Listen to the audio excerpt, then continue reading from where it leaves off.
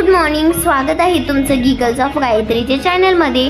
काल रात्री चणे भिजवायला टाकलेले होते, त्यांचा सकाळी नाश्ता बनवला, त्यात कांदा टमाटर तिखट मीठ टाकले, त्यानंतर माझी तयारी केली आणि तोपर्यंत सिलेंडर सुद्धा बुक केले होते तर ते आले आणि 2 दिवसापासून शेंगदाणे भाजून ठेवलेले होते, पण त्यांचं साफ करून डब्यात भरण्याचा मुहूर्तच लागत नव्हता।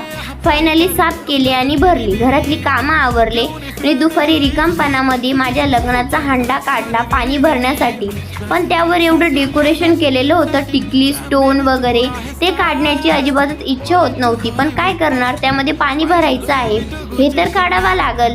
ते आवरल्यानंतर संध्याकाळी केंद्राला जाण्यासाठी तयारी केली आणि तिथून आल्यानंतर त्यांनी समोसा सुद्धा आणला, समोसा खाल्ला आणि त्यांनी येता येता खूप सारे आंबे आणि एवढं मोठं फणस आणलं आणि ते कच्चं होतं, त्यांना पिकण्यासाठी ठेवलं।